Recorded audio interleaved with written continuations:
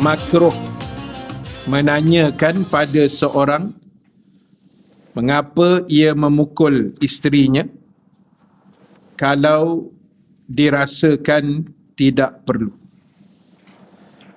Dan sebenarnya pada permulaan tajuk kitab Memelihara Lidah ini telah kami nyatakan riwayat beberapa hadis sahih yang menerangkan agar berdiam diri sahaja jika tidak ada manfaat untuk berbicara. Assalamualaikum warahmatullahi wabarakatuh. Al-Fatihah. A'udzubillahi minasyaitonir rajim. Bismillahirrahmanirrahim. Alhamdulillahi rabbil alamin. Ar-Rahmanir Rahim. Maliki yaumiddin. Iyyaka na'budu wa iyyaka nasta'in. Siratal ladzina an'amta 'alaihim ghairil maghdubi 'alaihim. Innal hamdalillah nahmaduhu subhanahu wa ta'ala wa nashkuruh wa na'udzu billahi min syururi anfusina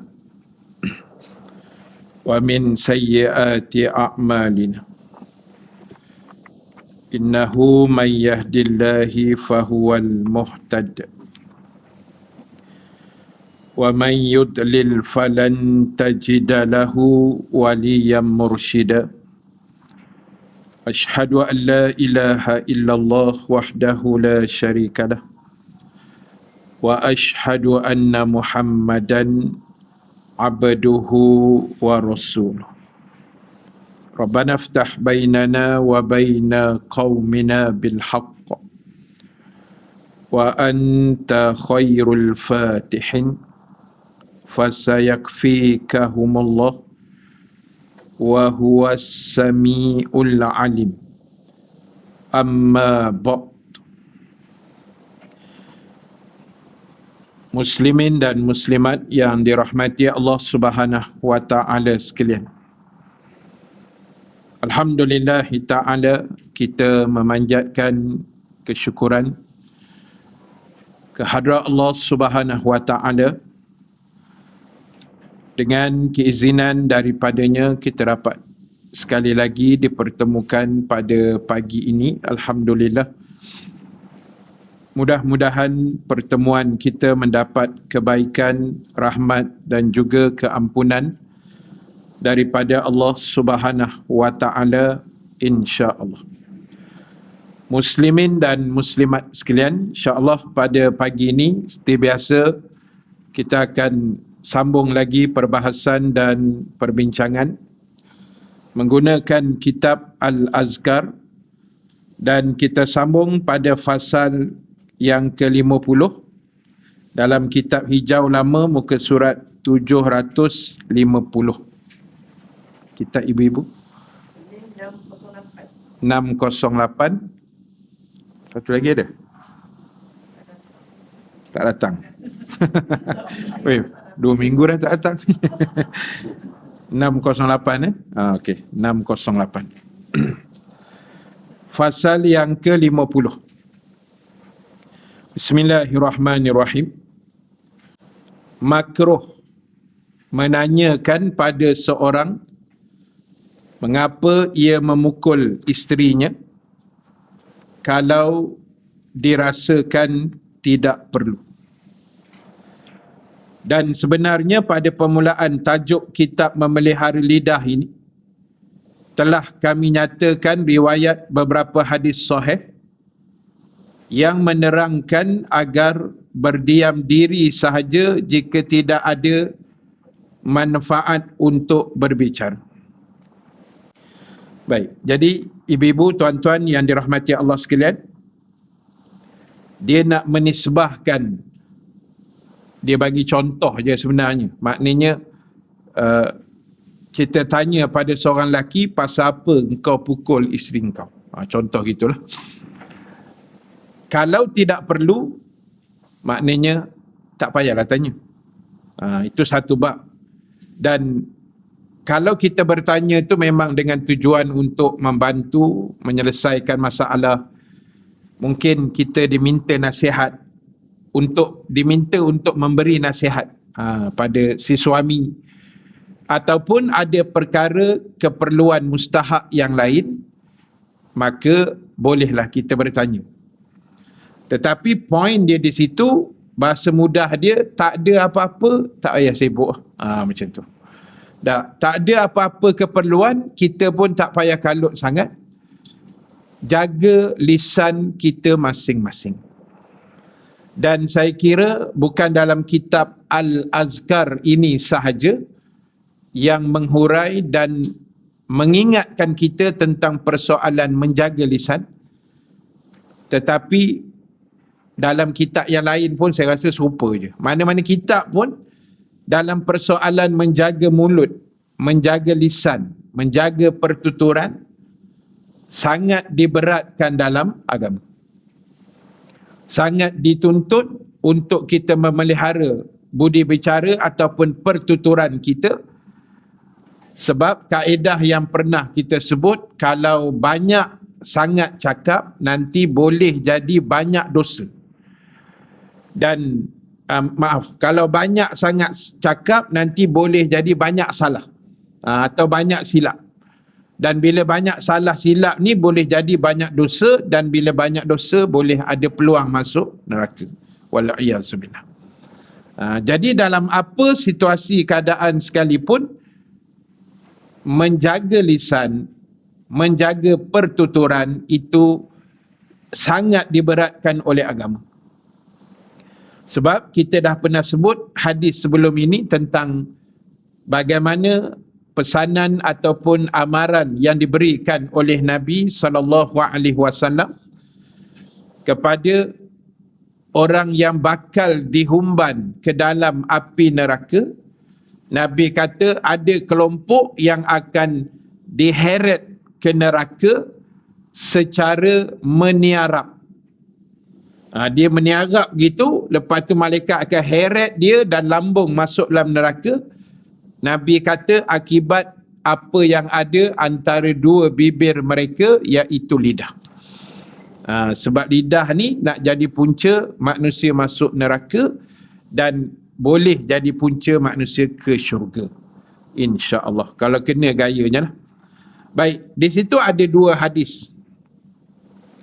Yang pertama, sabda Rasulullah sallallahu alaihi wasallam, min husni islamil mar'i tarkuhu ma la ya'nihi.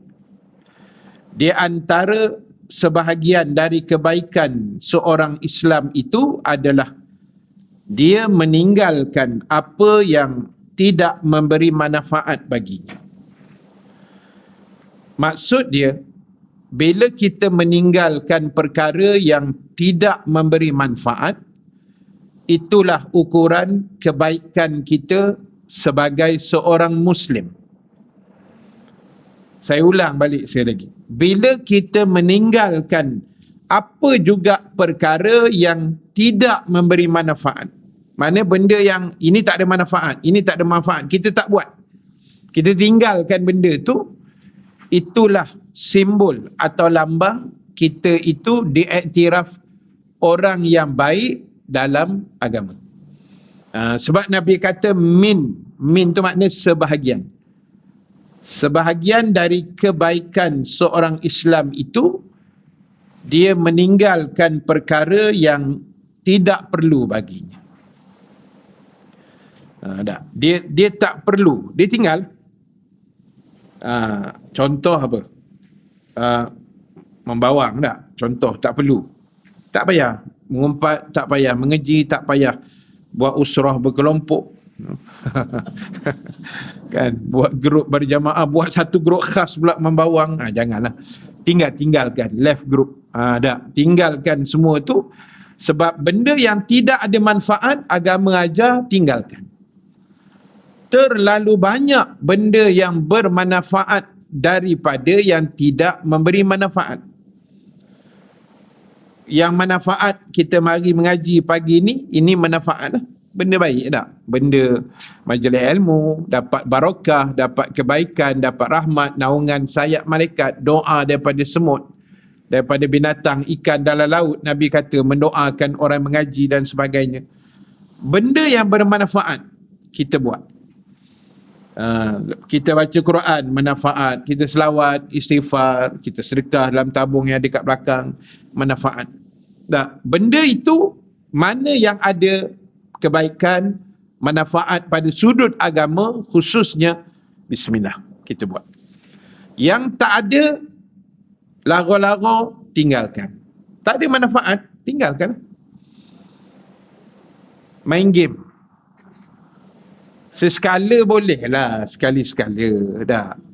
Nak relax-relax hujung-hujung minggu, dah stres kepala otak nak putus wayar ni, main game sekejap. Kan, contoh lah. Dan game pun ada juga game yang memberi manfaat, game yang bermanfaat. Contoh macam ada game puzzle ke, game teka huruf ke, susun kata, kan ada kan. Apa ke nama game saya pun tak tahulah, tapi ada lah yang saya tengok tu. Jadi untuk minda anak-anak ke apa, sesekali jalanlah. Bukan 24 jam dengan game, itu tidak memberi manfaat, tinggalkan. Benda-benda tak elok, pembaziran, tinggalkan. Tidak ada manfaat, pembaziran tu tidak ada manfaat, tinggalkan. Apa juga istilahnya yang tidak ada manfaat, maka kita elak dan kita tinggalkan. Sebab itu antara menjadi punca Islam kita ni jadi lebih cantik, jadi lebih sempurna, jadi lebih elok. Macam tu. Baik. Sekejap dah.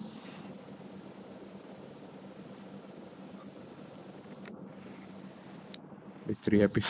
Suara tak ada pula lah. Okey. Baik.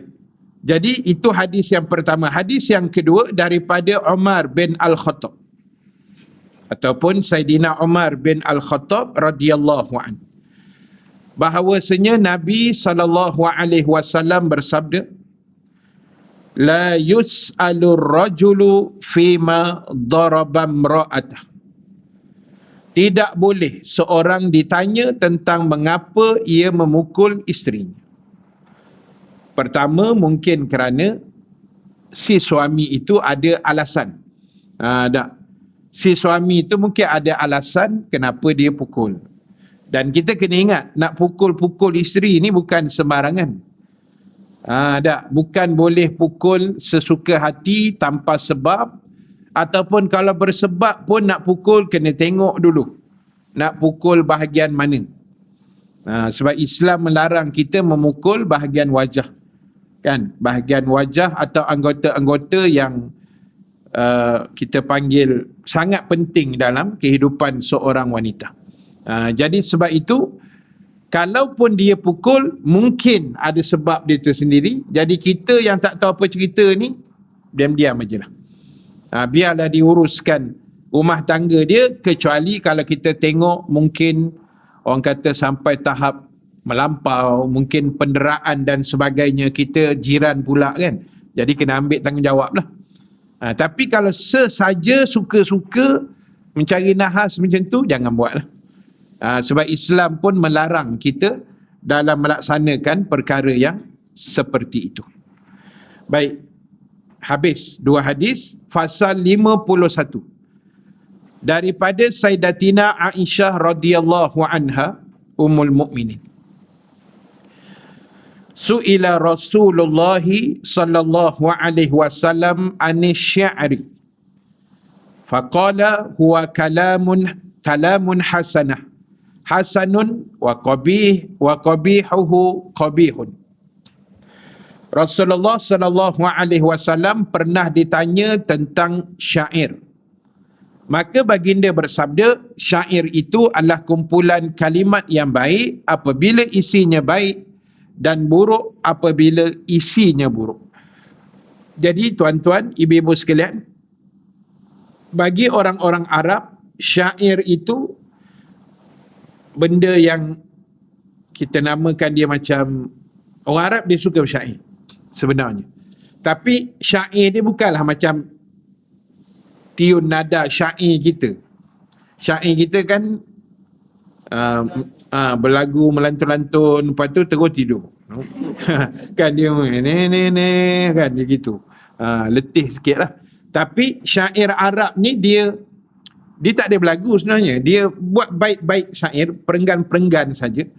Dan Nabi kata syair itu baik kalau isinya baik.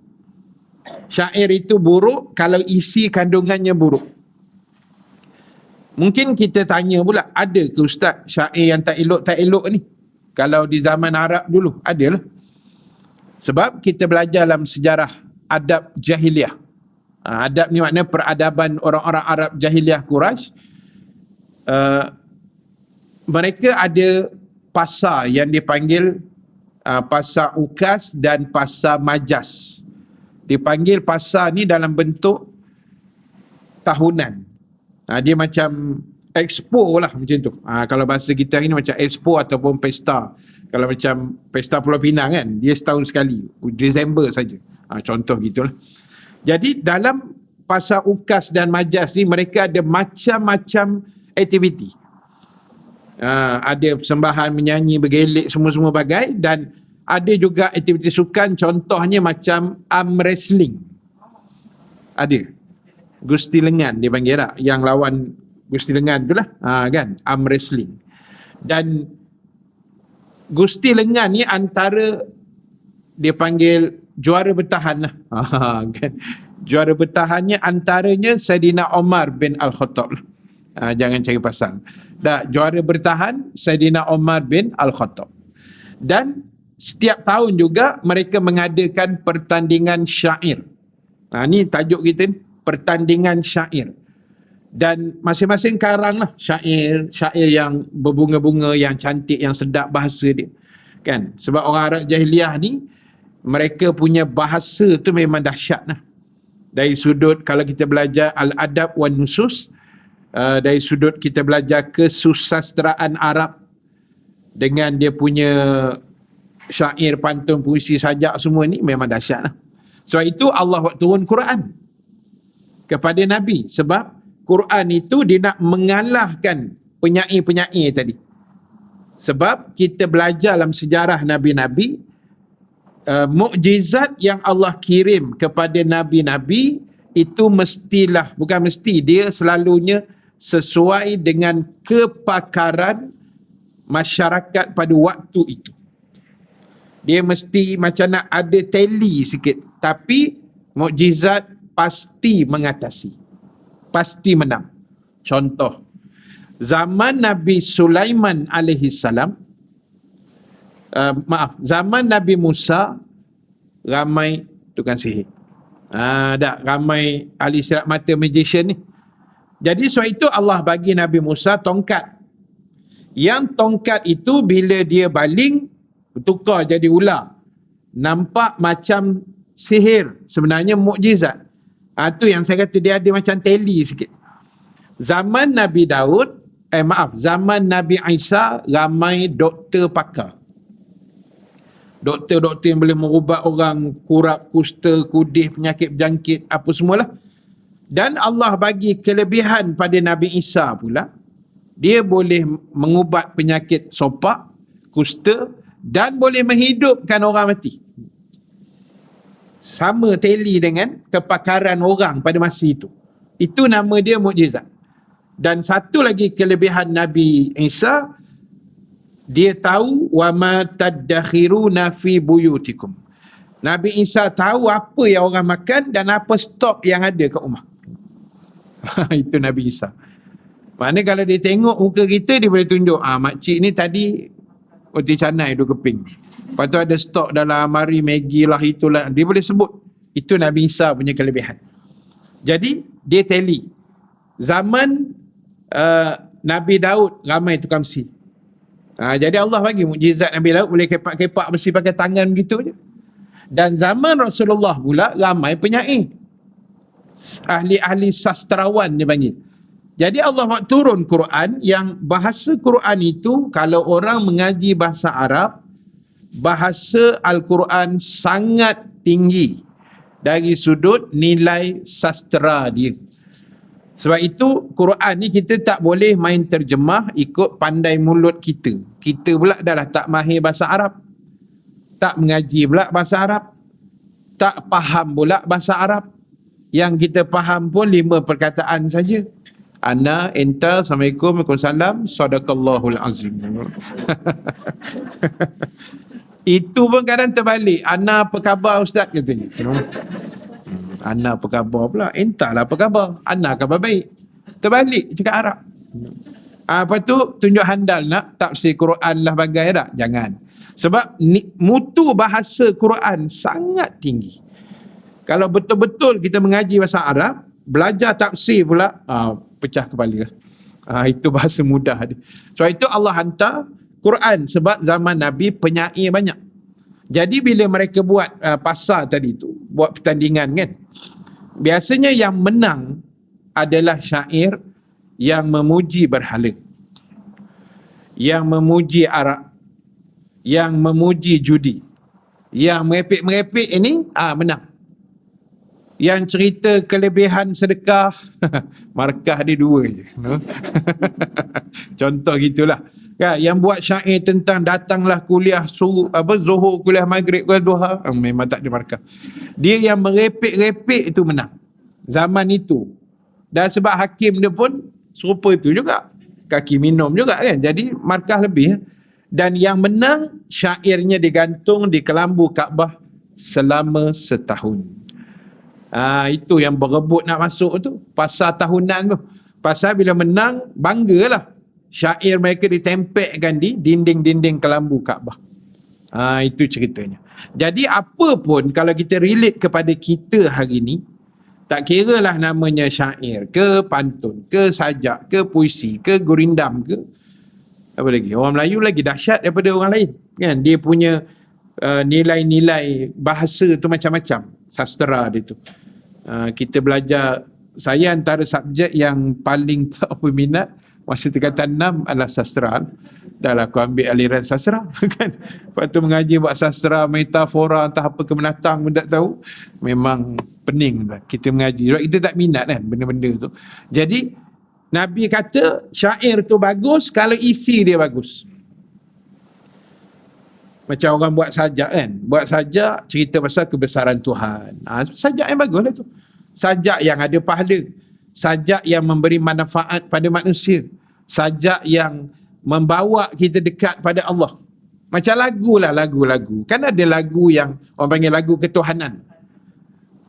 Kan. Ada satu lagu kumpulan UKIS. Dia kata Ustaz tahu. Tak, saya semua kumpulan saya tahu. Jangan risau. Bukan UKIS je.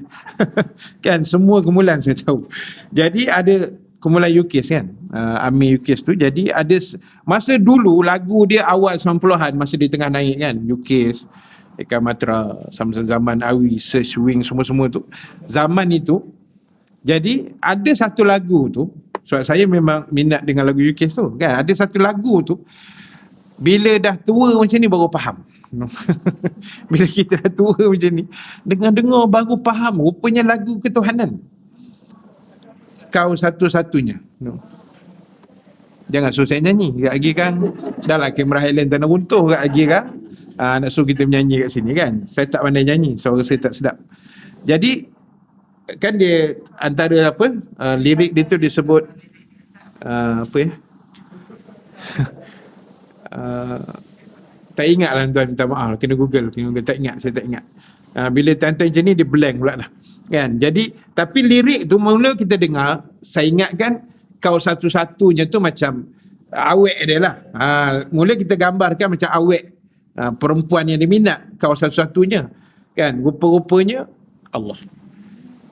Dia cerita pasal apa, saya tak ingat lah, minta maaf, memang terlupa sungguh kan. Tapi boleh Google, boleh tengok lirik dia kan. Saya tak boleh Google sebab dua-dua telefon pakai. Tak lagi putus lah aku nanya mengamuk diorang. Jadi itu bagus, maknanya membawa kepada ketuhanan kan. Di darat, di laut, engkau ada di darat, engkau di laut lah, apa semua macam-macam dia punya ayat. Mula kita tak faham kan, masa tu kita sekolah lagi, kita kira lagu cinta je semua tak. Tapi bila hayati balik, rupanya dahsyat. Lirik dulu dahsyat, memang dahsyat. Jadi kalau tak kira lah lirik lagu ke, syair ke, sajak ke, puisi ke, pantun sekalipun, kalau membawa kepada ketuhanan, membawa kita dekat dengan Allah, Nabi iktiraf itu benda yang baik. Tapi kalau sebaliknya, macam orang Arab, dia suka syair memuji wanita berlebihan, kan, sampai orang terliur, tergoda, terkhayal, itu tak boleh. Itu Nabi kata kalau isinya tak baik, maka dia akan jadi benda yang jahat, yang tak elok lah. Baik, para ulama' berkata, yang tu nanti tuan-tuan ibu-ibu carilah lagu tu, saya dah tak ingat, blur terus. Yang TikTok tolong bantu sikit. Kan? Baik, ada beberapa ulama' sebut makna dari hadis itu bahawa syair sama saja dengan nasar. Nasar ni sama juga, kumpulan kalimat yang bentuk prosa macam saya sebut tadi lah, pantun, gurindam, sajak, puisi, semua tu. Tetapi semata-mata mementingkan syair sehingga melupakan orang dari Al-Quran dan ilmu syariat adalah sangat tercela. Maksud dia, syair yang baik itu baguslah, tapi kalau asyik mendekatkan orang dengan benda itu je, sampai orang leka, sampai tak baca Quran pula, kan, sampai tak ikut syariat agama, kan, itu tak boleh lah. Itu tetap jadi benda yang sangat dicela oleh agama. Sebab ibu-ibu, tuan-tuan yang dirahmati Allah sekalian, hidup kita ni kok mana pun dasarnya kita kena pegang pada agama. Apa pun letak dia punya kepompong dia agama. Kalau orang tanya, Ustaz, saya nak bersukan, letak kepompong sukan tu agama. Tutup aurat, pakai pakaian yang elok sikit, kemas, kan, jangan ketat sangat kalau kayu bersikal, kan, betul lah. Yang ibu-ibu senyum pasal apa? Kan, lelaki pun pakai ketat, tak boleh, haram, kan. Bila ketat tu dia membentuk tubuh, orang tengok terliur, terlanggar pokok apa semua, kan, jangan buat pasal. Tambah kalau perempuan pula kayu bersikal yang sekarang ni macam-macam jadi trend, kan. Jadi boleh kayu basikal, Ustaz? Boleh main bola kayu basikal, main bowling ke apa semua ni, memanah semua boleh. Tapi dia punya bumbung dia agama. Bersukan jangan sampai tak semayang, kayu basikal jangan sampai tak semayang, kan, memancing jangan sampai tak semayang. Apa juga sukan, dia punya bumbung dia agama. Nak pergi musafir, Ustaz, travel, bercuti, go holiday ke apa menatang semua ni, agama dia punya payung dia. Payung dia agama. Go holiday lah, besok aku nak balik Langkawi, kan. Jadi, tapi bukan holiday, kan, besok saya ada kerja sikit balik Langkawi. Holiday saya bulan depan. Langkawi juga, tapi bulan depan. Jadi tak kira lah pergi bercuti ke, bersukan ke, berniaga ke, berpolitik ke, payung mesti agama. Dia punya basic mesti apa-apa hal, kalau buat macam ni, Ustaz, agama bagi tak? Kalau saya nak bersukan macam ni, okey. Kalau saya macam ni, okey. Macam ni, okey. Agama. Bagus, selamat. Jangan bumbung dia nafsu. Jangan bumbung dia dunia semata-mata. Sebab dunia ni memang menyeronokkan. Mana ada dunia yang tidak menyeronokkan? Dunia ni Nabi kata bila dipandang indah. Sebab itu Nabi kata, tak silap lah, saya tak ingat hadis ke apa, dia sebut dunia itu hijau. Hijau ni mata kita suka tengok. Sebab tu dewan kita hijau. Dinding-dinding tu kan hijau-hijau sikit, kan. Hijau ni kata Imam Ghazali adalah warna yang memberi vitamin kepada mata kamu. Siapa tak suka warna hijau, mata dia cepat rosak. Kalau faham, alhamdulillah lah. Kan? Jadi sebab tu bila kita pergi hutan, camping ke, kan, pergi masuk hutan hijau-hijau ni, kan segar. Mata segar, lepas tu udara pun segar, oksigen semua cantik lah, cukup banyak. Dan jiwa kita pun dia bagi ketenangan. Hebatnya Allah Ta'ala buat. Jadi sebab itu, balik kepada cerita kita tadi, maknanya pentingnya pada kita meletakkan apa pun dengan sandaran agama. Dunia ni memang macam tu lah, kan. Saya dah banyak kali sebut, ustaz lain, ustazah lain pun pesan, dunia ni, ibu-ibu, sahabat-sahabat sekalian, dia seronok tu tapi sekejap. Tak, dia bukan lama, bukan 4 hari 4 malam, tak ada. Contoh gini lah. Pagi tadi kita sarapan nasi lemak, roti canai, roti bom, ke apa benda tak kisahlah. Kita kata Ustaz kena cuba kedai sekian-sekian, sedap nasi lemak dia Ustaz. Memang berlemak Ustaz. Sedap gila Ustaz, makan sambil pejam mata tak sedar diri dia kata. Sedap makan nasi lemak ni, ibu-ibu sekalian, tuan-tuan, sedap tu masa nasi tu turun sampai ke tekak, gelup-gelup gitu, masuk dalam perut, tak ada dah rasa sedap. Itulah dunia, kata ulama. Sedapnya lalu saja. Dia lalu je kat kerongkong esophagus ni, lepas tu habis. Masuk perut dah memulah-mulah pula dah. Tu nama dia siakap 3 rasa. Mula-mula rasa sedap, lepas tu rasa sakit perut, lepas tu rasa nak buang air kan. Tu 3 rasa. Jadi sedap tu macam tu je. Dunia ni seketika sangat. Kan? Seronok tak semayang. Berapa lama? Seronok lah guling-guling subuh tak bangkit. Seronok berselimut kan. Berapa lama sangat seronok tu. Besok nak menanggung dalam kubur tu. Allahu Akbar. Nak menanggung dalam kubur tu yang kita bimbang. Sebab itu ingat pesanan Sayyidina Abi Bakrin As-Siddiq radhiyallahu anhu. Kita duduk ni Rabiul Akhir kan. Rabiul Akhir ni bulan kematian Sayyidina Abi Bakrin As-Siddiq radhiyallahu anhu.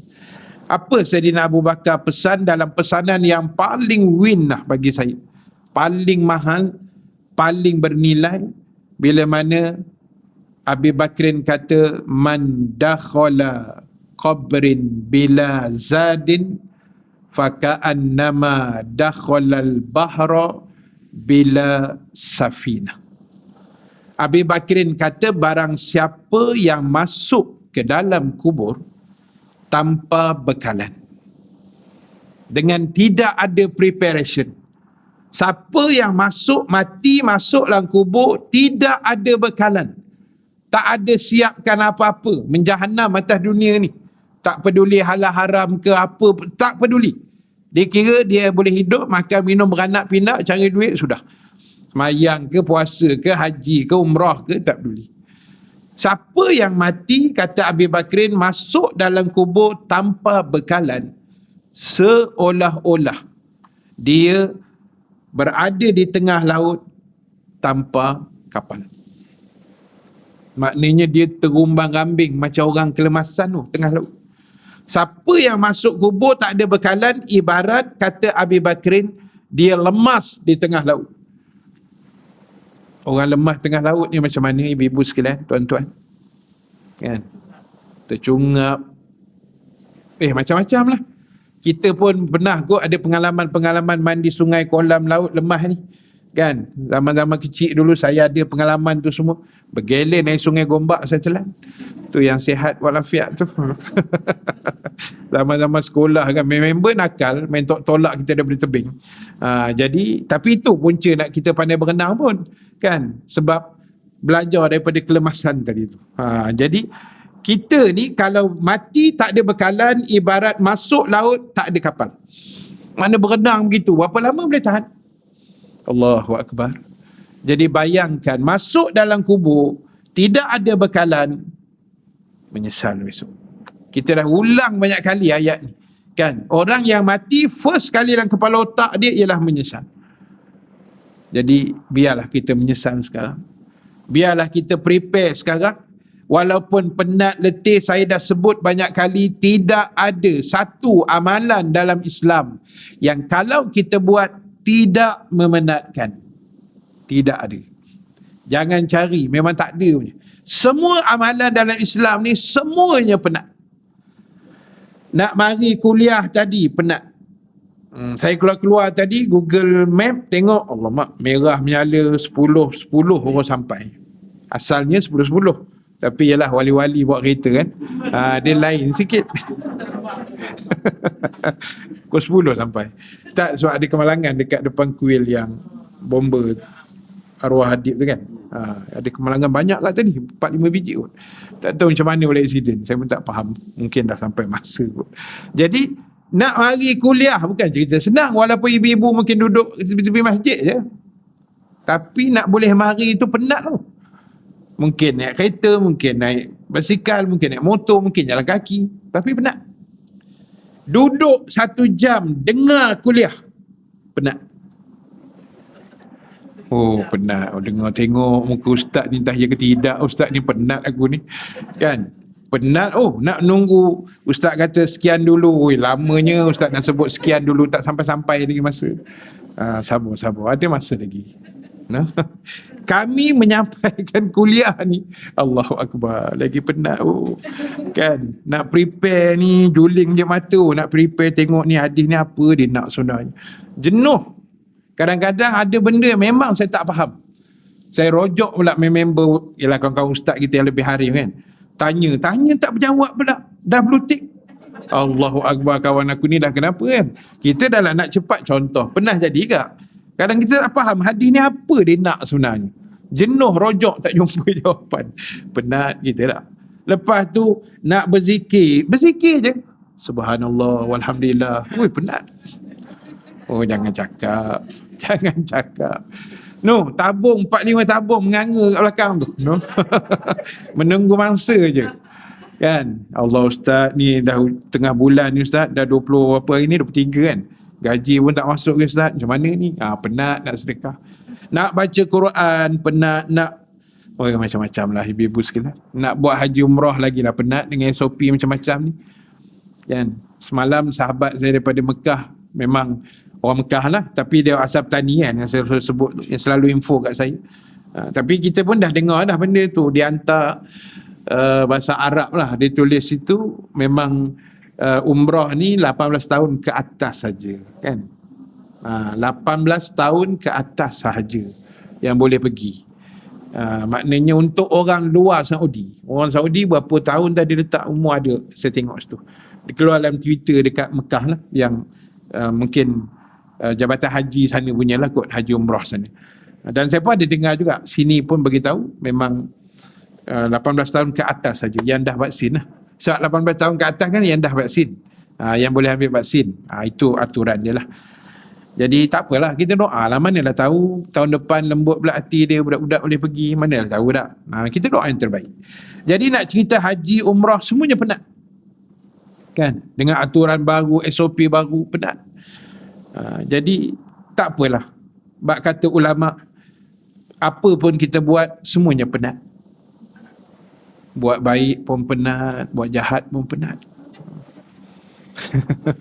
Buat jahat penat oh. Membawang niat tak penat ke? Berapa hari standby jap. Kering Helio. Kan, tok-tek membawang. Penat. Mencuri, penat. Mikir macam mana nak curi, taktik macam mana kan, nengok kiri kanan atas bawah semua, penat. Hasil belum tentu dapat kan. Berzina penat, merasuah penat, semayang penat, puasa penat, baik pun penat. Ulama kata buat jahat pun penat. Tetapi ingat kata ulama, penat itu akan hilang. Penat itu akan hilang. Penat buat baik pun hilang, penat buat jahat, penat tu hilang. Seharian ni kita macam-macam. Lepas ni kan pergi pasar lah, masak, lepas tu petang rehat kejap, lepas pasar kan baca Quran ke sikit maksurat ke apa, malam pergi masjid pula kuliah maghrib. Tak penat ke? Penat. Tapi penat tu malam kan hilang lah. Tidur golek-golek tak sedar diri, hilang. Besok pagi jaga subuh segar balik lah, hilang. Tapi ulama kata penat akan hilang, tapi pahala buat baik akan kekal dan dosa buat jahat akan kekal. Penat buat jahat pun hilang, penat buat baik pun hilang, tapi dosa kekal, pahala kekal. Pilihlah mana satu. Pilihan di tangan anda. Tapi dah habis dah Melaka. Selesai dah itu. Pilihan di tangan anda kan. Jadi nak sebutnya, biarlah kita penat dalam kebaikan. Kan, bila orang jumpa kita, kenapa hajah pagi ni lemah je, tahulah pagi tadi bangun awal sikit baca Quran. Penat tak apa, penat dalam baik kan. Bila jumpa pula petang nampak penat je, kenapa bang, bawa balik merompak seram pula dengar ni. Jangan penat dalam jahat, ibu-ibu, tuan-tuan sekalian, sangat tidak berbaloi. Allahu Akbar, sangat tidak berbaloi kan. Biarlah kita letih-letih pun dalam kebaikan tak apa Macam kami lah ustaz kan, penat atas highway ni kadang-kadang. Kita pula kereta bukan jenis, ialah kereta ustaz-ustaz ni hari-hari berjalan kan, sebulan 5,000 kilometer sebulan. Bukan macam tuan-tuan punya kereta mungkin sebulan 2,000, 1,000 lebih kilo, tak berjalan mana pun kan, pergi balik masjid macam tu je. Kami merata-rata pergi. Jadi penat tu memanglah penat, tapi kadang bila sampai tempat kuliah ni boleh mic ni, Allahu Akbar, hilang penat tu. Sadaqallah kan, penat balik. Kan, dia memang macam tu ibu sekalian. Hari Sabtu minggu lepas saya ganti abang saya, Ustaz Halim Nasir kan. Dia kata, bro, ganti kuliah abang jap. Dia beritahu tu 2 minggu sebelum lah, untuk manage dekat pengurusan kan. Saya kata, kat mana bang? Slim River. Kata. Okey lah, saya kata. Tak, abang tak datang ke? Dia kata, tak apalah, kau ambil lah. Kata. Dekat Perak kan, Slim River. Taklah jauh daripada rumah saya, sejam je. Ngam-ngam sejam. Jadi pagi tu pun saya bawa pun, dah pagi Sabtu, kereta pun tak adalah banyak sangat. Highway tu kira kita punya lah kan. Bawa pun slow 120, setting gitu je. Setkan masa, timing tu, auto cruise, dah relax duduk, pegang steering je. Sebab kereta tak banyak. Tak adalah penat, tapi bila sampai tempat tu, kita pula kali pertama kan, tengok, ya Allah, ramainya orang, ramai. Dia Yayasan Al-Muallim, Ustaz Ahmad Tarmizi apa ke nama entah. Dia buat macam Ustaz Yusaini buat lah. Dia ada pondok orang tua-tua. Tapi yang saya tengok tu orang tua-tua je, pondok. Budak-budak saya tak nampak. Saya tak tahu ada ke tidak, sebab kita pun baru sampai kali pertama, tak tahu apa sejarah dia. Jadi dia buat macam hall yang terbuka lah, bumbung saja, lepas tu disusun kursi macam ni. Ada tiga sini satu baris, belah sana satu, belah kiri, kanan, tengah. Tapi hari tu tengah aja penuh. Tengah penuh pun dalam 100 lebih kat 200. Jadi hilanglah penat. Lepas tu bila kita kuliah pun, kita tengok respon pun seronok, makcik-makcik tu gelak sampai tepuk meja kan. Jadi okey hilang penat. Kan? Penat tu hilang. Penat drive sejam tu hilang, balik pun kita drive pun relax. Okey lah. Jadi kita fikir macam tu. Apa pun biarlah penat dalam buat baik. Kan? Lepas maghrib saya rasa ibu-ibu selalu jadi terlena atas sejadah menunggu isyak tu. Biasa jadi tak? Kadang-kadang jadi juga kan. Mula-mula okey je duduk, lepas tu dia buat-buat lunjur kaki sikit, habis dia akan hanyut ke dalam syurga Firdaus selepas tu. Kan, kena aircon sikit. Nak buka Quran pun mata terkebil-kebil, tak payahlah, ustaz rehat dulu, tutup, sandar elok-elok kat cushion belakang tu, selamat gitu. Tahu-tahu dah kamat je isyak kan. Jadi tapi tak apa, kita dapat pahala. Menunggu waktu sembahyang dapat pahala. Itu banyak orang tak sedar tu. Menunggu-nunggu waktu solat ni, Nabi kata dapat pahala. Sebab itu cantik. Saya pun pesan pada saya, kadang kita pun terlajak agak. Kalau dapat kita ni jadi orang yang menunggu-nunggu waktu solat, itu sangat besar fadilat dia. Pahala besar, kelebihan banyak. Kelebihan dia confirm kita sembahyang di awal waktu. Kan? Sebab kita menunggu. Zuhur 1-4 minit, 12.30 dah siap-siap lah. Bukan Zuhur 1-4 minit, pukul 2 baru siap. Itu dah lajak jauh sangat. Awal sikit kita dah bersiap dengan telekong sejadah, baca Quran ke sikit. Ini pun saya cakap je, saya pun belum tentu buat ni. Kita pesan-pesan. Dah. Mana mampu kita cuba buat, insya-Allah. Jadi sebab itu ulama kata, apa-apa juga jangan tinggalkan Quran dan ilmu syariat. Mana ilmu agama. Sebab kita tak nak hari ni orang kadang-kadang dia tak faham. Lepas tu bila tak faham, bercakap. Bila bercakap, itu yang jadi masalah. Kan? Bila tak faham, bercakap, itu nak jadi tonggal langgang nanti. Jadi kalau tak faham, lebih baik dan diam, itu lebih selamat. Kan? Itu lebih baik. Jadi sebab itu dipesan begitu. Baik, ada beberapa hadis sahih yang menyangkut tentang masalah syair ini. Pertama sekali, Rasulullah SAW pernah mendengar syair. Jangan kata Nabi tak tahu syair. Nabi pun biasa dengar-dengar sahabatnya membaca, mendendangkan syair. Yang kedua, Rasulullah berpesan pada Hasan bin Sabit. Bukan Sabil, Sabit. Situ ada S-A-B-I-L. Dia Sabit, B-I-T. Hasan bin Sabit ni akan mengubah syairnya untuk mencela orang kafir. Sebab Hasan bin Sabit ni dia penyair. Dia orang yang pandai mengolah bahasa. Macam orang sastra kan.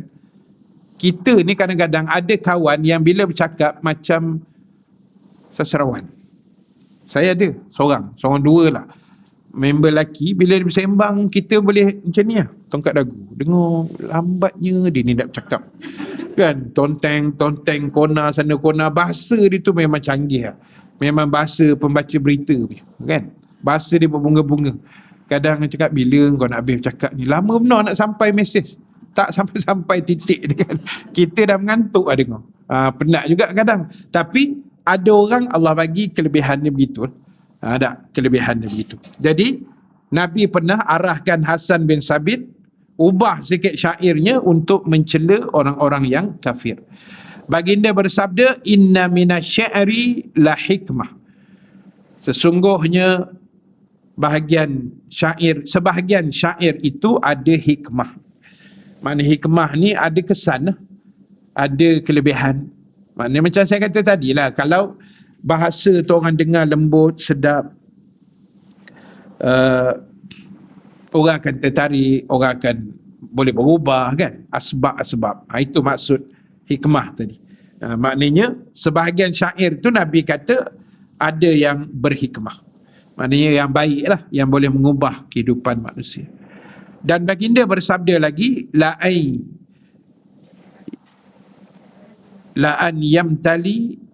yamtaliya jawfu ahadikum qayhan khairul lahu min ayyam taliya syi'ra. Sesungguhnya penuhnya rongga salah seorang dari kalian dengan nanah lebih baik dari penuh berisi dengan syair. Maksud dia syair yang tidak baik lah. Kan, lebih baik bernanah daripada syair-syair yang merapu-merapu macam tu. Dan semua hadis di atas tentunya pengertiannya menurut apa yang kami telah nyatakan. Baik. 10.53. Baik, boleh sambung. Kita sambung sikit. Fasal 52. Sebahagian yang dilarang juga adalah perbuatan yang keji dan ucapan yang kotor. Jadi dalam Islam ni kita dilarang untuk bercakap benda keji.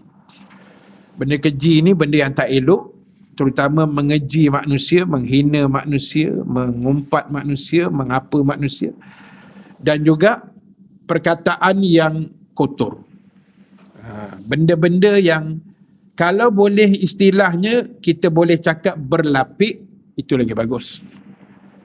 Tapi kadang-kadang dakwah ni dia perlu berlapik, kadang-kadang dia perlu direct, kadang-kadang. Tengok situasi lah. Kalau kita cakap berlapik tu sekarang orang tak faham, kita cakap direct.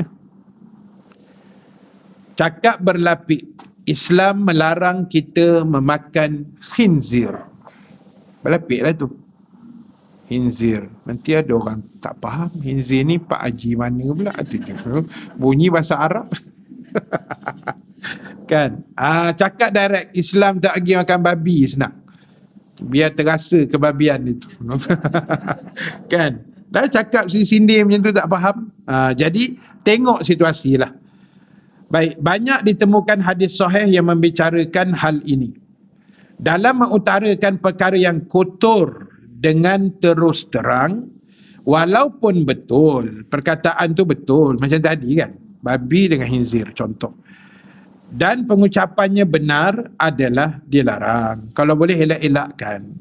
Oleh kerana sepatutnya dalam mengutarakan hal tersebut digunakan kinayah. Kinayah ni macam sindiran lah, ataupun kata lapik yang lain, perkataan lain daripada yang sepatutnya. Kinayah ni macam kalau contoh istilah cerai kan, dia ada lafaz soreh dengan lafaz kinayah. Lafaz soreh ni lafaz yang terang.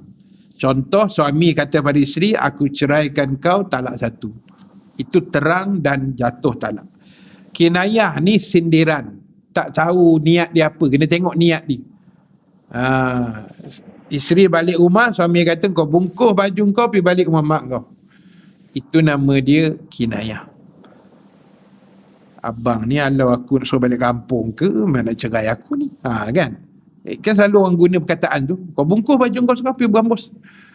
Minta maaf sebut tak contoh. Jadi itu nama dia kinayah, sindiran.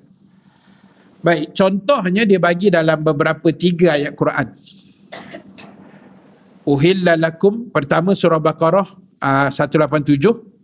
Uhilla lakum lailatas siyamir rafathu ila nisaikum. Dihalalkan bagi kalian pada malam hari puasa bercampur dengan isteri kamu. Bercampur di situ lapik lah. Perkataan kalau suami isteri ni biasa orang sebut jima' kan, suami isteri. Tapi Quran dia guna lapik sikit, dia kata bercampur.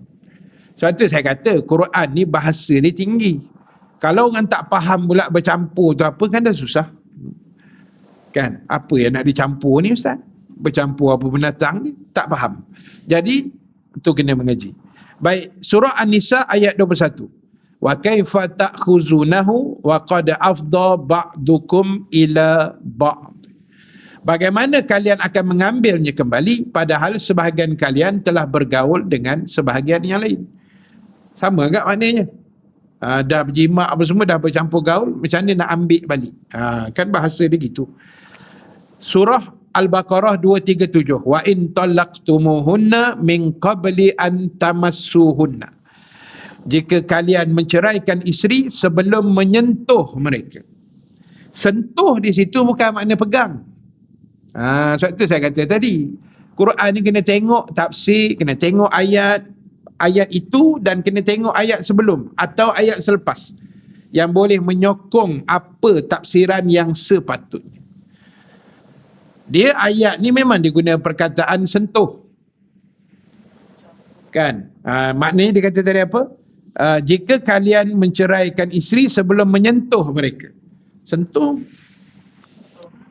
Kan? Ni sentuh kan? Pegang, sentuh, pegang lebih kurang sama. Dia tak sama dengan ayat yang membatalkan wuduk tu. Aula mastumun nisa. Atau kalau kamu sentuh perempuan, itu baru betul sentuh. Sentuh sini jima' lah. Itu maksud dia, bergaul dengan isteri. Itu bahasa Quran. Para ulama' berkata, sepatutnya ketika mengucapkan istilah yang menyebut secara terang-terangan yang boleh rasa memalukan, maka diungkapkanlah dengan kinayah yang boleh diertikan. Contohnya perkataan jima' disebut dengan bergaul ataupun dukhul. Dukhul tu bahasa Arab lah. Kami mengaji di Mesir dulu memang istilah ni disebut dukhul lah. Dukhul tu makna masuk. Kena faham masuk-masuk tu bukan buka pintu masuk, itu bukan. Tu masuk rumah abang. No? Ini masuk lain. Kan? Jadi istilah dia panggil dukhul. Ataupun disebut lagi apa tadi mana dia? Dukhul, berkumpul dan lain-lain. Itu istilah lain lah. Tidak sepatutnya ia menyebut secara terus terang dengan perkataan jima', naik dan lain-lain. Demikianlah pula kencing berak. Diungkap dengan kinayah lain. Misalnya qada' hajat, pergi ke jamban. Pergi ke tandas lah. Ataupun buang air kecil, buang air besar. Itu istilah orang Melayu kita lah. Demikian pula menyebut keaiban seperti penyakit campak, lemah ingatan, busuk mulut dan lain-lain diungkap dengan kata yang baik yang boleh diertikan. Dan hal lain yang dapat dihubung dengan contoh yang tersebut. Jadi apa pun, kalau ada perkataan yang istilahnya lebih baik, lebih sopan, lebih tertib, kita gunalah. Tapi kalau orang tak faham kat perkataan tu, kena guna perkataan asal dia. Supaya orang boleh faham. Semua yang tersebut di atas memang tidak dipandang perlu untuk disebut secara terus terang. Jika memang diperlukan, umpamanya untuk satu penjelasan, pengajaran dan dikhawatirkan akan terjadi salah faham, tentunya menyebut berterus terang adalah satu yang diharuskan. Oleh kerana itu, ada beberapa hadis yang terus terang menyebut suatu yang kita bicarakan di atas. Perbuatan dengan terus terang itu memang diperlukan sebab benar dalam pemahaman itu lebih utama daripada memelihara tata kesopanan dalam hal ini. Jadi menyampaikan yang benar tu lebih utama lah daripada menjaga bahasa tu. Tapi kalau boleh dua-dua, itu yang terbaik. Bahasa pun jaga, kebenaran pun disampaikan. Itu yang paling baik. Sebab itu Islam ajar kita apa pun dalam hidup, jaga pertuturan. Minta maaf sebut, terutama ibu lah. Sebab orang kata ibu ni mulut dia lebih masin daripada ayah. Saya tak tahu apa punca dia. Mungkin garam ke apa, saya tak tahulah. Jadi mungkin istilah dia tu ialah doa ibu lebih laju kan. Mulut-mulut ibu ni lebih masin, maknanya pertuturan tu lebih laju, doanya lebih laju daripada ayah. Jadi kena jagalah. Sebab kadang-kadang kita geram dekat anak. Yalah, kita proses tarbiyah anak ni memang makan masa. Daripada budak tu besar tapak tangan sampailah dah besar panjang tinggi galah daripada kita lagi, memang makan masa puluh tahun, belas tahun, puluh tahun kita besarkan dia. Dan dalam proses itu kadang-kadang ada tutur bicara yang tidak enak. Jangan disebut ibu-ibu sekalian. Saya pernah cerita benda ni, tapi saya ulang balik sekali lagi. Saya teringat cerita itu. Pernah saya pergi dijemput satu ceramah. Ceramah ni dianjurkan oleh Persatuan Warga Pencen Wilayah Persekutuan. Yang datang tu geng Pencen lah. Jadi sebelum saya tu ada seorang penceramah. Jadi kita sampai awal kita dengar lah. Kita pun jadi warga Pencen. Kan, dengar kat belakang. Jadi dia ni lebih pada motivasi lah. Motivasi anak-anak. Jadi dia kata dia buat survey dekat sekolah rendah. Beberapa sekolah rendah, dia buat survey, dia kumpulkan pelajar 100 orang umpamanya, dan dia bagi, yang saya cerita dulu, dia bagi sekeping kertas A4 lah. Lebih kurang macam tu kan, dia bagi kertas A4 sekeping, dan dia kata pada budak-budak ni tulis apa perkataan yang pernah dimarahi oleh ibu bapa kamu yang kamu ingat sampai bila-bila. Jadi budak sekolah rendah ni, ibu sekalian, dia ni pembaris. Pembaris tahu pembaris? Lurus. Hari ni ada istilah dia panggil geng pembaris. Jenis bendul, tak kerti apa-apa. Lurus, orang cakap lain, dia faham lain. Masalah agak. Jadi budak-budak sekolah rendah ni lurus. Hati dia bersih. Kan? Jadi dia tulis macam-macam, dia tulis. Sampai penceramah tu kata ada budak minta kertas tambahan. Berkajang kena maki hidup-hidup. Allahu Akbar. Lepas tu dia slidekan tulisan budak-budak ni. Saya tengok lah, saya ada kat belakang, saya tengok. Dia pancarkan skrin tu dan dia slidekan budak-budak tu punya tulisan tangan. Dia bagi pensel, kertas kosong, tulis. Allahu Akbar. Macam-macam perkataan ni. Kau ni anak setan. Contoh-contoh dah. Dia tulis tu. Mak saya marah, kau ni anak setan, kau ni anak sial, kau ni anak tak guna, kecil, tak nak mampu, besar menyusah orang tu. Ayat orang Melayu semua tu. Lepas tu lagi best, kau ni anak beruk. Beruk pun confused. Tak tahu mana satu anak dia, anak orang. Kan? Dia maki anak dia. Allahu Akbar. Suka hati je kita ni. Lepas tu ada satu yang saya paling tertarik itu sampai hari ni saya ingat. Ada satu budak tulis, saya pernah dimarahi oleh bapa saya. Bapa saya marah saya dengan bapa saya mengatakan kepada saya, kepala bapa engkau. No. Bapa marah anak, oi kepala bapa engkau katanya. Anak tengok, kepala bapa aku. Dia pun dah confuse dengan bapa dia. Budak-budak kan, jujur, tulis apa yang dia ingat, dia kena maki, dia tulis semua masuk. Satu pun tak ada kalimah yang elok. Nampak orang Melayu kalau maki anak ni memang tak sedar diri kita ni. Dah, harap-harap kita tak buat lah, insya-Allah. Jadi kalau nak, sebab itu doa tau, jangan buat main. Engkau ni kecil-kecil tak nak mampu, besar menyusahkan orang. Doa. Kau ni perangai macam pencuri. Mencuri pula tu besok. Atau benda kata, kau ni apa perangai macam toyol ni. Sudahlah. Confirm mencuri pula tu besok. Doa. Kena masa mak kita melepaskan kalimah tu.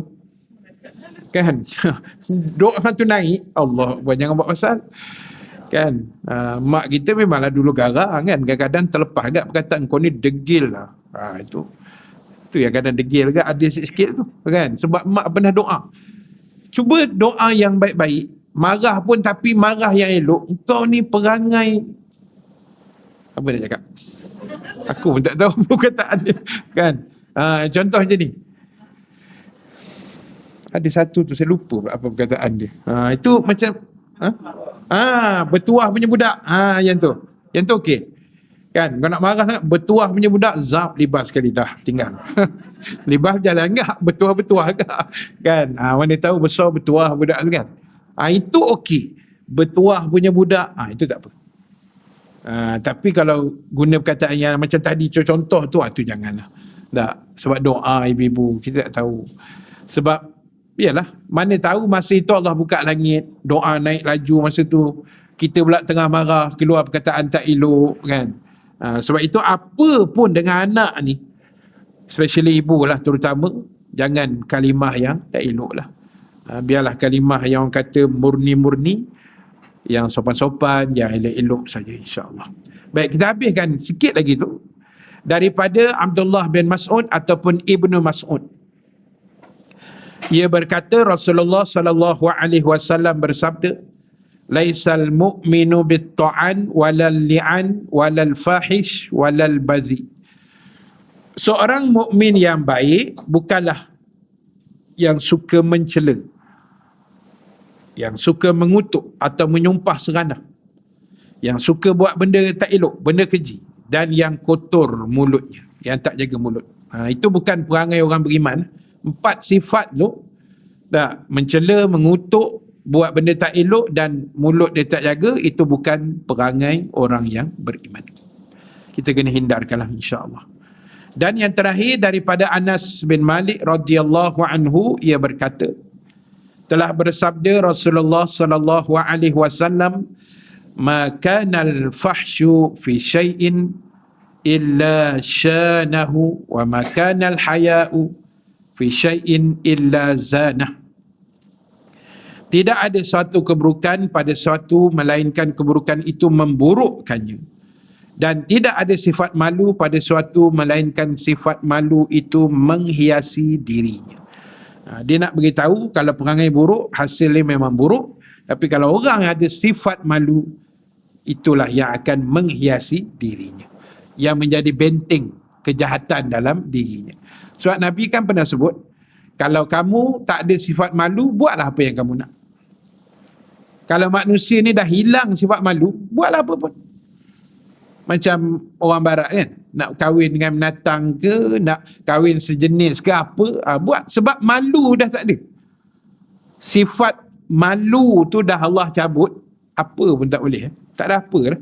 Kan? Dah dengan diri dia pun dia tak malu. Lepas tu dia pakai pun tak apa-apa, dia dah ke orang, apa yang dia nak malu? Sifat tu dah tak ada. Sebab tu Nabi kata, kalau tak malu, buatlah. Kita orang Islam, kalau tak malu, tak nak semayang, buat, kata Nabi. Bukan Nabi suruh kita jangan semayang. Maknanya, sifat malu tu, kalau dah tak ada, semua jahanam. Itu Nabi nak bagi tahu kita. Sebab itu hari ni kadang-kadang, sifat malu tu pun, kita tengok, dah makin terhakis. Kan? Kadang-kadang, entahlah, saya nak urai banyak pun masalah agak kan. Jadi, nak sebutnya, kena adalah sifat malu, especially orang perempuan kan. Kena ada benda tu. Bukan kata orang lelaki tak malu, tak. Sama je. Cuma sifat itu lebih menyeliputi. Ni bahasa sastra. Tiba-tiba kan. Menyeliputi orang perempuan. Sifat malu tu. Sebab orang perempuan ni dia ada malu dia. Kalau dulu, zaman mungkin ibu-ibu kot. Saya tak tahulah, saya tak lahir zaman tu sebab saya muda ni. Jadi zaman ibu-ibu dulu, orang nak meminang, kita tak keluar rumah. Kan? Duduk belakang bawah katil tu. Muka tok laki bakal pun tak kenal. Sebab mak ayah yang tolong urus. Duk tak tahu, tak jumpa, tak nampak. Yang laki pun, ya Allah, manalah calon ni, tak nampak. Akhirnya tiap-tiap hari lalu depan rumah. Dia kata, "Ustaz, nampak bumbung menjadi lah Ustaz," katanya. Hilang rindu. Dulu dia dah naik zaman sikit, mula duduk depan pintu bilik. Kan? Duduk depan pintu bilik. Naik sikit zaman, dah keluar kepala kat lansir, mengintai orang majlis kat depan tunang. Dia bakal pengantin, kan, dah keluar sikit. Lama-lama sekarang ni dah, kan, dah tak ada sembunyi dah. Bukanlah saya kata dah tak malu, tidak, tapi nampak dia punya proses tu. Daripada dulu orang kata memang tak kenal lah, kan. Saya dengar cerita arwah mak, arwah ayah macam tu lah dulu, kan. Zaman-zaman mungkin abang-abang saya kot, saya tak sempat zaman tu. Zaman yang kahwin dengan kugiran tu.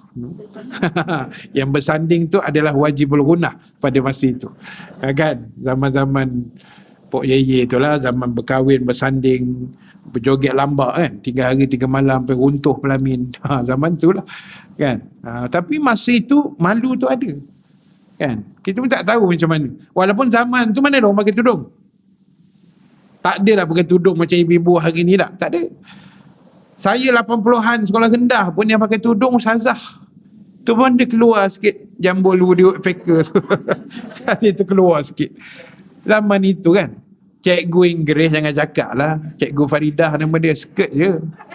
Ingat lagi nama sebab comel, kan. Cikgu Faridah.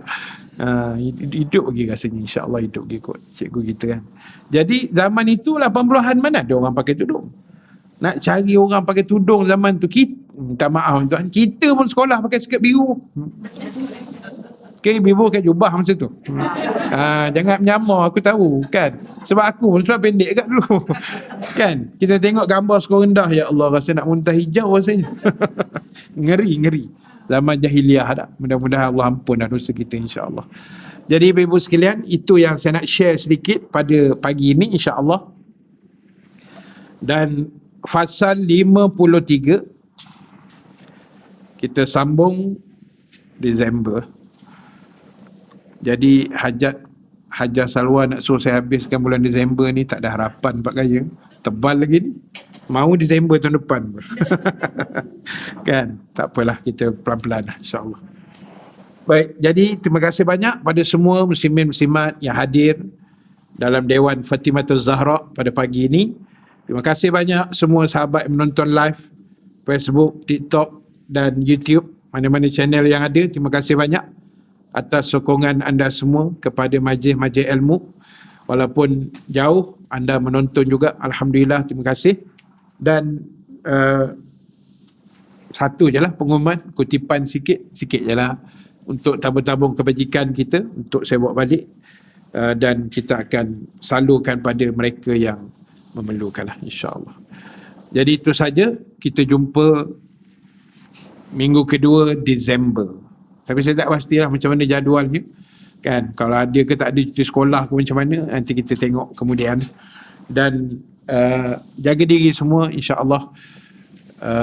Hati-hati yang mana nak bercuti. Kamera Helen buat masa ni holdkan dulu, sebab semalam tanah runtuh, banjir, hujan lebat, dan ada kereta yang kena hempap dengan pokok. 4 orang cedera parah. Dan hari ni proses pembersihan, tapi bahayalah sebab musim hujan sekarang, kan. Jadi landslide tu kita takut juga, tanah-tanah runtuh tebing-tebing tu. Jadi nak selamat pergi Langkawi je lah, insya-Allah. Tapi saya cakap tu kita tepikan dululah. Baik, jadi kita jumpa akan datang, insya-Allah. Terima kasih.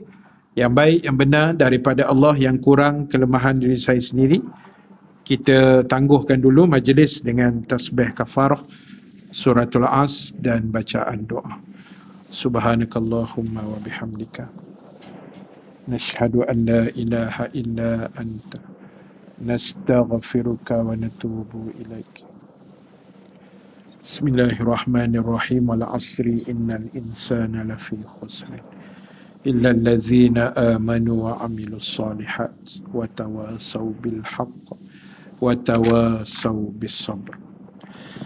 Bismillahirrahmanirrahim. Alhamdulillahi rabbil alamin. Wassalatu wassalamu ala asyrafil anbiya'i wal mursalin. Sayyidina Muhammadin wa ala alihi wa sahbihi ajma'in. Allahumma ja'al jam'ana haza jam'an marhuma wa tafarruqana min ba'dihi tafarruqan ma'suma wa la taj'al Allahumma fina syaqiyan wa la mahruman wa la matruda. Allahumma zakkirna ma nasina wa 'allimna ma jahilna ya arhamar rahimin. Allahumma inna na'udzubika minal barasi wal junun wal juzam wa min sayyi'il asqam.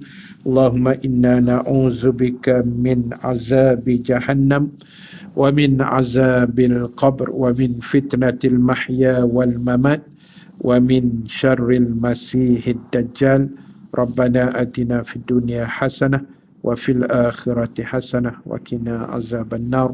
Wa sallallahu ala sayyidina Muhammad walhamdulillahi rabbil alamin. Assalamualaikum warahmatullahi wabarakatuh.